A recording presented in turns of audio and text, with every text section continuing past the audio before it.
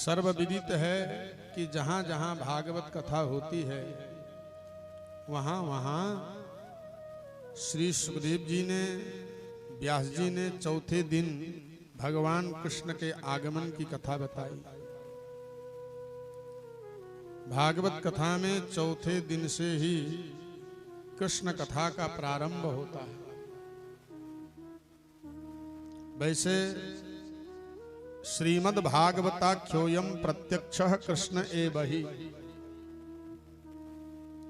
बोले भागवत प्रत्यक्ष कृष्ण है। प्रत्यक्ष किसे कहते हैं?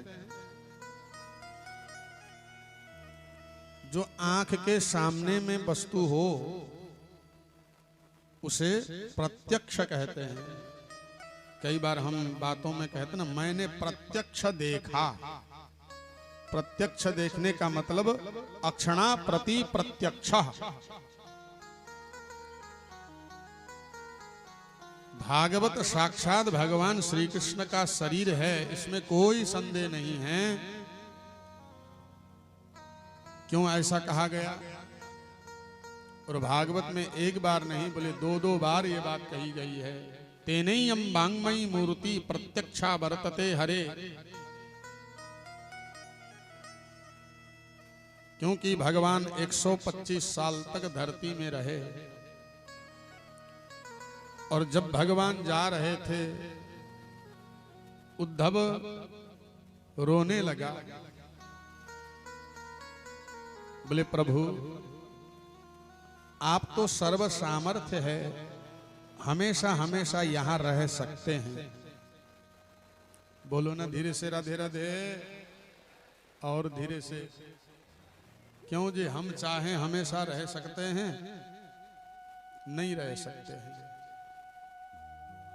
क्योंकि हम काल के अधीन में हैं। समय आएगा तो जाना पड़ेगा, आया है सो जाएगा, राजा रंक फकीर। लेकिन भगवान किसी कर्म बंधन में नहीं है। और बात सही कह रहा है उद्धव की, भगवान अगर सचमुच धरती में रहते तो जितने भी आजकल बदमाशी लोग कर रहे हैं कोई बचते जी? राधे राधे है? जाके कोई भगवान को बता देता प्रभु फलाना बहुत परेशान कर रहा है, दे सुदर्शन स्वाहा। हमेशा हमेशा के लिए भगवान रह जाते तो बहुत अच्छा होता, ऐसा उद्धव का मानना है। और उद्धव सही कह रहा है। अतः सत्सु दयाम कृत्वा भक्तवत्सलमा ब्रज। उद्धव ने मना किया, इसलिए प्रभु बोले संतों के ऊपर दया करके आप मत जाओ। भगवान ने कहा बात तो सही कह रहा है, लेकिन इस पृथ्वी का एक नियम है। क्या नियम है? आने के बाद जाना पड़ता है। देखो भगवान भी प्रकृति में आते हैं ना, प्रकृति के मर्यादा को वो भी उल्लंघन नहीं करते।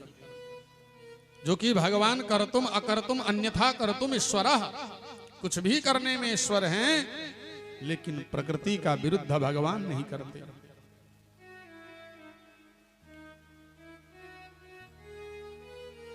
कहा उद्धव मैं भी संसार में आया हूं, मुझे भी जाना जरूरी है। इस लोक का नाम है मर्त्यलोक।